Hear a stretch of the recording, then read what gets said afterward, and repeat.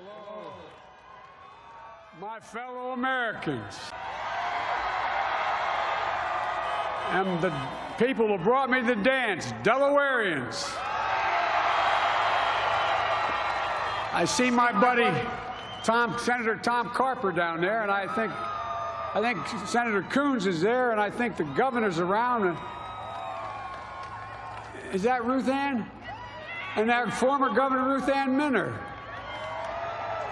Most importantly, my sisters-in-law and my sister Valerie. Anyway. Folks, the people of this nation have spoken. They've delivered us a clear victory, a convincing victory, a victory for we the people.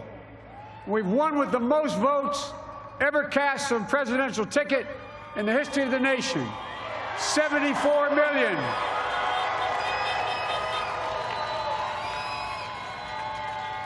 What I must admit has surprised me. Tonight, we're seeing all over this nation, all cities and all parts of the country, indeed across the world, an outpouring of joy, of hope, renewed faith in tomorrow, bring a better day. And I'm humbled by the trust and confidence you placed in me. I pledge to be a president who seeks not to divide, but unify, who doesn't see red states and blue states, only sees the United States, and work with all my heart, with the confidence of the whole people, to win the confidence of all of you. And for that is what America, I believe, is about. It's about people, and that's what our administration will be all about. I sought this office to restore the soul of America, to rebuild the backbone of this nation, the middle class, and to make America respected around the world again, and to unite us here at home. It's the honor of my lifetime that so many millions of Americans have voted for that vision. And now, the work of making that vision is real. It's a task, the task of our time. Folks, as I said many times before, I'm Jill's husband. And I would not be here without her love and tireless support of Jill and my son Hunter and Ashley, my daughter, and all our grandchildren and their spouses and all our family. They're my heart. Jill's a mom, a military mom, an educator. And she has dedicated her life to education. But teaching isn't just what she does, it's who she is. For American educators, this is a great day for y'all. You're going to have one of your own in the White House. And Jill's going to make a great First Lady. I'm so proud of her.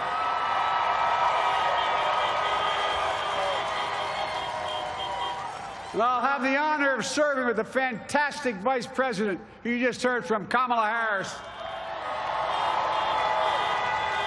who makes history as the first woman, first black woman, the first woman from South Asian descent, the first daughter of an immigrant ever elected in this country. Don't tell me it's not possible in the United States.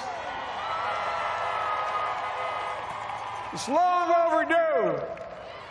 And we're reminded tonight of those who fought so hard for so many years to make this happen. But once again, America's bent the arc of the moral universe more toward justice. Kamala, Doug, like it or not, your family, you become an honorary Biden, there's no way out. All those of you who volunteered and worked the polls in the middle of this pandemic, local elected officials, you deserve a special thanks from the entire nation. And to my campaign team and all the volunteers and all who gave so much of themselves to make this moment possible, I owe you. I owe you. I owe you everything. And to all those who supported us, I'm proud of the campaign we built and ran. I'm proud of the coalition we put together, the broadest and most diverse coalition in history. Democrats, Republicans, Independents, progressives, moderates, conservatives, young, old, urban, suburban, rural, gay, straight, transgender, white, Latino, Asian, Native American. I mean it, especially for those moments, and especially for those moments when this campaign was at its lowest ebb. The African-American community stood up again for me. You've always had my back, and I'll have yours. I said at the outset, I wanted to represent this campaign to represent and look like America. We've done that. Now that's what I want the administration to look like and act like. For all those of you who voted for President Trump, I understand the disappointment tonight. I've lost a couple times myself, but now let's give each other a chance. It's time to put away the harsh rhetoric, lower the temperature, see each other again, listen to each other again. And to make progress, we have to stop treating our opponents as our enemies. They are not our enemies. They are Americans. They are Americans.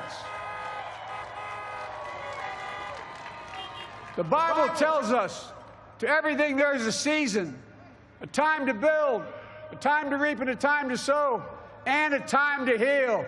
This is the time to heal in America.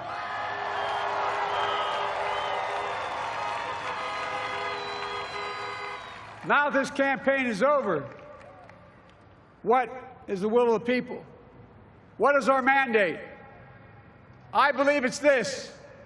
Americans have called upon us to marshal the forces of decency, the forces of fairness, to marshal the forces of science and the forces of hope in the great battles of our time. The battle to control the virus, the battle to build prosperity, the battle to secure your family's health care, the battle to achieve racial justice and root out systemic racism in this country, and the battle to save our planet by getting climate under control, the battle to restore decency, defend democracy, and give everybody in this country a fair shot. That's all they're asking for, a fair shot. Folks, our work begins with getting COVID under control. We cannot repair the economy, restore our vitality, or relish life's most precious moments, hugging our grandchildren, our children, our birthdays, weddings, graduations, all the moments that matter most to us, until we get it under control. On Monday, I will name a group of leading scientists and experts as transition advisors to help take the Biden-Harris COVID plan and convert it into an action blueprint that will start on January the 20th, 2021. That plan will be built on bedrock science. It will be constructed out of compassion, empathy, and concern. I will spare no effort, none, or any commitment to turn around this pandemic. Folks, I'm a proud Democrat, but I will govern as an American president. I'll work as hard for those who didn't vote for me as those who did.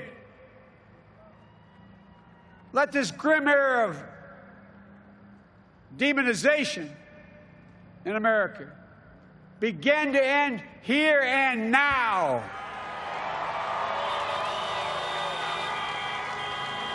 The refusal of Democrats and Republicans to cooperate with one another, it's not some mysterious force beyond our control. It's a decision, a choice we make. And if we can decide not to cooperate, then we can decide to cooperate. And I believe that this is part of the mandate given to us from the American people. They want us to cooperate in their interest. And that's the choice I'll make. And I'll call on Congress, Democrats and Republicans alike, to make that choice with me. The American story is about slow yet steadily widening the opportunities in America. And make no mistake, too many dreams have been deferred for too long. We must make the promises of the country real for everybody, no matter their race, their ethnicity, their faith, their identity, or their disability. Folks, America has always been shaped by inflection points, by moments in time where we've made hard decisions about who we are and what we want to be. Lincoln in 1860, coming to save the Union. FDR in 1932, promising a beleaguered country a new deal. JFK in 1960, pledging a new frontier. And 12 years ago, when Barack Obama made history, he told us, yes, we can. Well, folks, we stand at an inflection point. We have an opportunity to defeat despair, to build a nation of prosperity and purpose. We can do it. I know we can. I've long talked about the battle for the soul of America. We must restore the soul of America.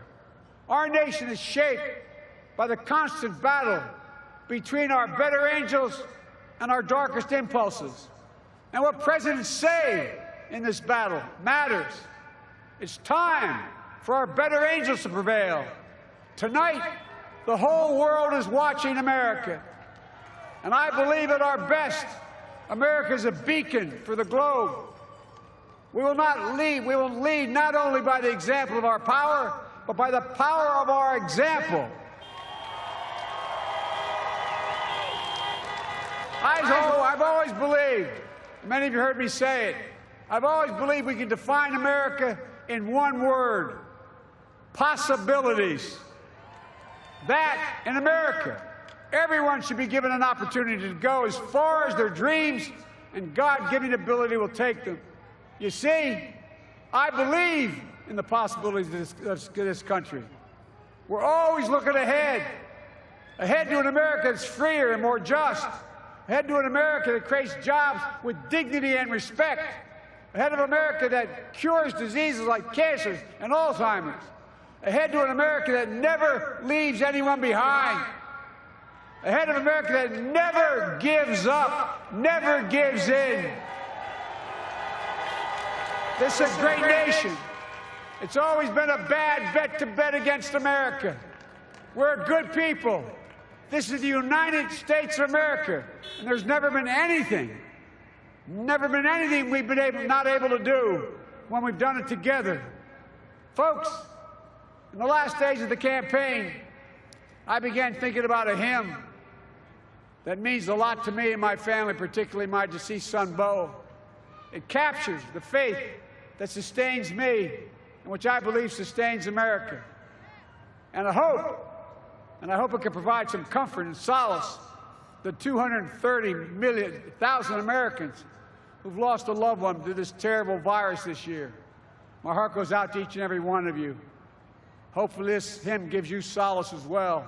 And it goes like this: and he will raise you up on eagle's wings, bear you on the breath of dawn, and make you to shine like the sun, and hold you in the palm of his hand.